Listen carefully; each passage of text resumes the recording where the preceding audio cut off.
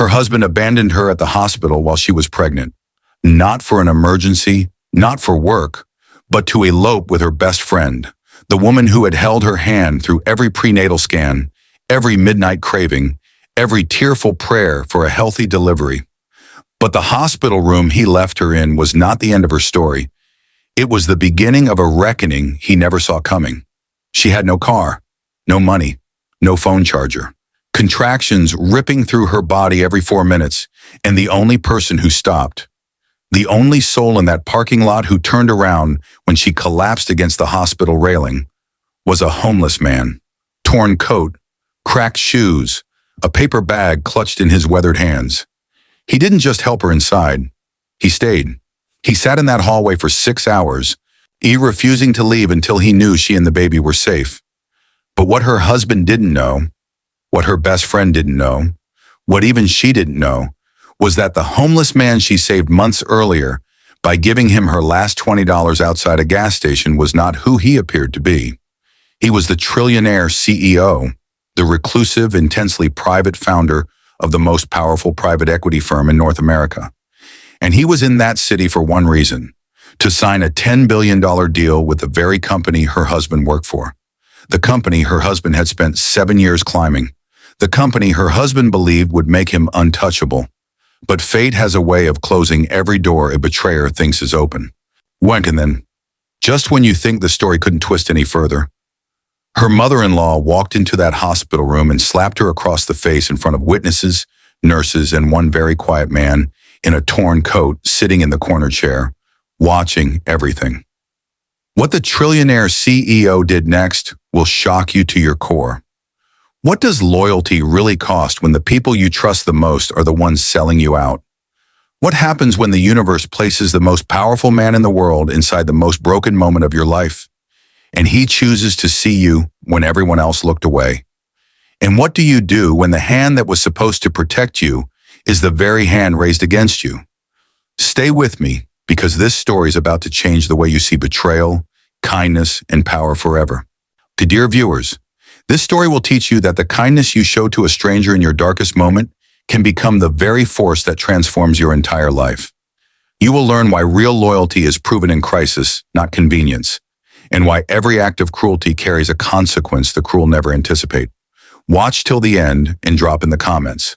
What lesson hit you hardest? And what would you have done differently if you were in her shoes? Subscribe now for more powerful, life-changing stories like this one. The hospital corridor smelled like antiseptic and cold fluorescent light, and Natalie Brennan gripped the armrest of the wheelchair so hard her knuckles went white. Not entirely from the pain of the contraction, but from the particular, suffocating silence of a phone that had stopped ringing. He wasn't answering. She had called Derek 4 times in the last 11 minutes. 4 times the line had rung out. Not gone to voicemail on the first ring, the way a switched-off phone would, but rung and rung and rung.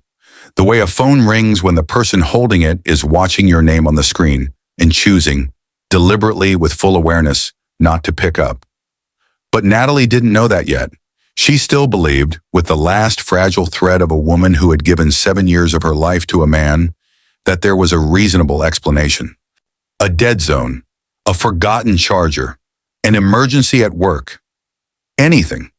Because the alternative her body already understood even as her mind refused it, was something she was not yet equipped to survive while also pushing a human life into the world. The nurse who had wheeled her from the entrance to the labor ward, a stout woman named Pam, with reading glasses pushed up into silver hair, had asked twice if someone was coming. Natalie had said yes both times, but the chair beside her bed was empty, and it stayed empty. 3 hours earlier, Derek Brennan had stood in their kitchen with his phone face down on the granite counter, watching Natalie pack her hospital bag with the methodical calm of a woman who had prepared for this moment 100 times in her mind. She had packed Derek's snacks, the specific brand of trail mix he liked, 2 bottles of the sparkling water he preferred, because even then, she had been thinking of his comfort inside her pain. But Derek had already sent the text. 40 minutes before her first contraction, while she was in the nursery adjusting the mobile above the crib for the 11th time, he had typed 7 words to Cassandra Osei, her best friend of 9 years, the woman who had been her maid of honor, the woman who had thrown her baby shower 6 weeks ago with hand-painted banners and personalized favor bags, and pressed send. Tonight. Meet me at the Westfield exit. Don't be late. Cassandra had not been late.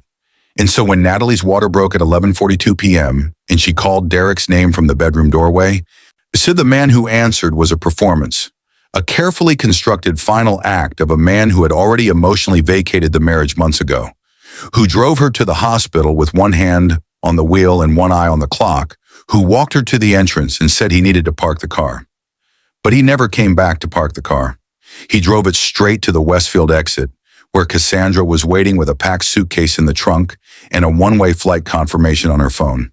Natalie learned this not that night, but she would learn it, and the learning of it would be the second most painful thing that happened to her before sunrise.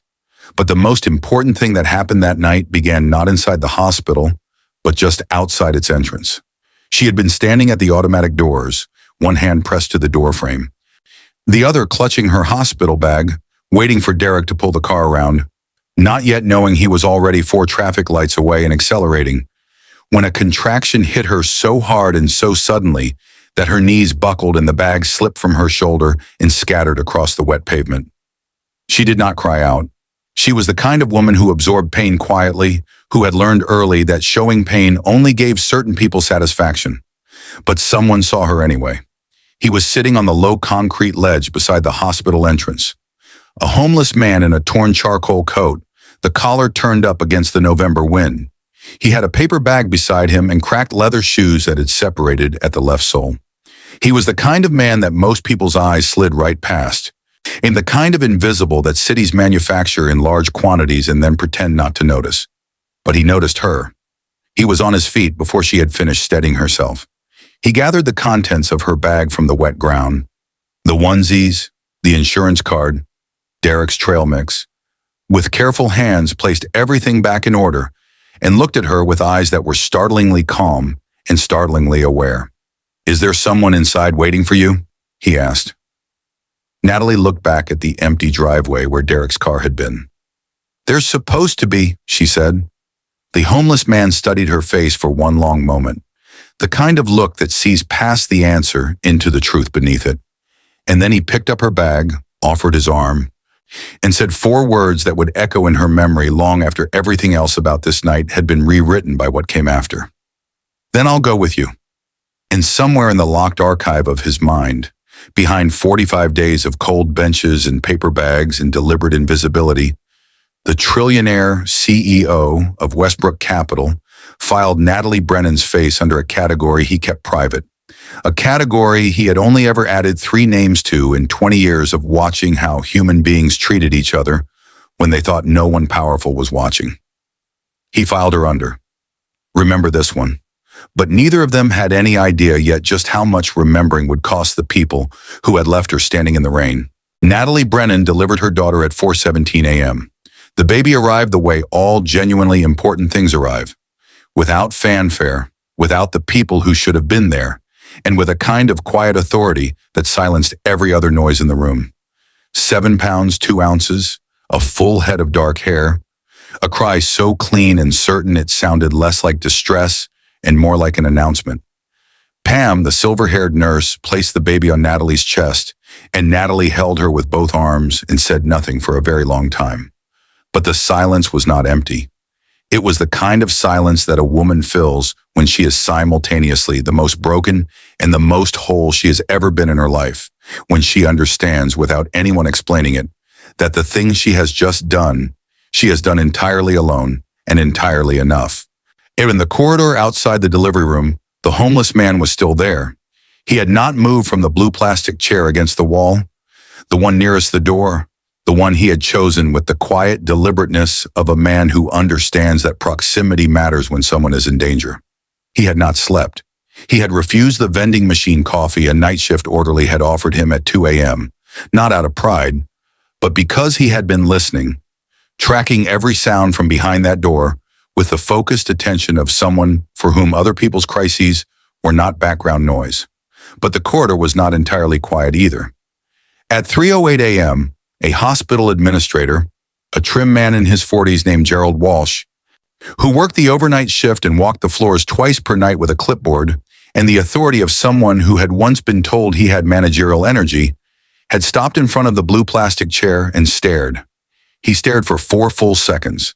The homeless man looked up from the middle distance he had been studying and met Gerald Walsh's eyes with a gaze so level and so utterly unbothered that Gerald Walsh felt, in a way he could not have articulated to anyone, that he was the one being evaluated. "Sir," Gerald said, his clipboard tightening against his chest, "visiting hours ended at—" "I know when visiting hours ended," the homeless man said. His voice was quiet. It was also, Gerald Walsh would later tell his wife, the voice of a man who had never in his life needed to raise it to be heard. "The woman in that room has no one with her. I'll be here until she does." Gerald Walsh opened his mouth, but something, some instinct older and smarter than his clipboard, closed it again. He looked at the torn coat. He looked at the cracked shoes. He looked at the hands resting open on the knees. Still, unhurried, the hands of a man with nothing to prove and nowhere more important to be. And then Gerald Walsh looked at the man's eyes one more time and felt the inexplicable, disorienting sensation of recognizing something he could not name. He walked away without another word, but he pulled out his phone at the end of the corridor and stood there for a long time, scrolling, searching, his face cycling through expressions that ended somewhere in the vicinity of disbelief. The homeless man had a name, even though he had not offered it to anyone in this hospital or in this city for 45 days. His name was Elliot Ashford, and 6 weeks before he sat in that blue plastic chair outside Natalie Brennan's delivery room, he had been on the cover of Forbes under the headline, "The Architect of Silence." How Elliot Ashford built a $500 billion empire by watching what everyone else walked past. But the article, like most articles written about Elliot Ashford, had missed the most important thing about him. It had described his methodology, the undercover immersions, the anonymous community walks, the 30 to 60-day ground-level research phases he conducted before committing capital to any deal over $1 billion. It had called it eccentric. It had called it theater. One analyst had called it, dismissively, one of the world's most expensive performance art. But Elliot Ashford had built $500 billion by understanding one thing that analysts with Bloomberg terminals and corner offices never could: that the moral temperature of a community was not measured in its business district. It was measured in its parking lots at midnight, in its hospital corridors at 3 a.m., in the way its people treated each other when they were tired, when they were scared, and when they believed, incorrectly, that no one important was watching. He had come to this city for the $10 billion deal. The Westbrook Capital acquisition of Harrington Group, the largest private infrastructure deal of the decade, a transaction that would reshape the economic landscape of 4 Midwestern states and that bore on its preliminary authorization paperwork and the signature line of the company's chief development officer. The chief development officer's name was Derek Brennan. Elliot had not known that when he sat down in this corridor, but he knew it now. At 3:47 a.m., with the quiet efficiency of a man who processed information the way other people processed air, he had cross-referenced the insurance card he had picked up from the wet pavement, the one that said Natalie Brennan, policyholder, Derek Brennan, employer Harrington Group, against the deal documents stored in the encrypted folder on the phone he kept in the interior pocket of the torn coat, the phone nobody in this corridor would have guessed existed. The connection had assembled itself in under 4 minutes, but Elliot Ashford did not react to it the way most men would have. He did not stand up. He did not make a call. And he did not allow even a single muscle in his face to shift. He simply sat in the blue plastic chair and returned his gaze to the middle distance, and added one more data point to the category he had already opened on Natalie Brennan's behalf. And then, at 4:17 a.m., he heard the baby cry. He had been 11 years old the winter his mother had delivered his younger sister alone in a county hospital in rural Ohio, while his father was 3 states away doing something his mother never fully explained and his father never fully apologized for. Elliot had sat outside the delivery room in a plastic chair, blue exactly like this one, for 9 hours, with nothing but a vending machine granola bar and the specific chest-tightening terror of a child who understood that the person who held his entire world together was on the other side of a door he could not open. But someone had sat with him, a janitor named Roy who had no reason to stop and every reason to keep pushing his cart, had pulled up a chair and sat beside him for 4 of those 9 hours. Had not talked much, had not offered solutions, had simply been present in the way that certain rare human beings understand how to be present, as a counterweight against the crushing gravity of aloneness. Roy had never known what that cost him. 4 hours of his time had meant. But Elliot Ashford had spent 30 years making sure the world was full of more Roys. He was, therefore, the last man on earth surprised to find himself in a blue plastic chair outside a stranger's delivery room at 4:17 in the morning, listening to a baby announce herself to a world that had already, in its first hours, shown her exactly what it was made of. But the world, Elliot had learned, had a way of correcting its first impressions, and in approximately 14 hours, when the Westbrook Capital deal was scheduled to reach its final authorization phase, Derek Brennan was going to discover exactly how thorough that correction could be.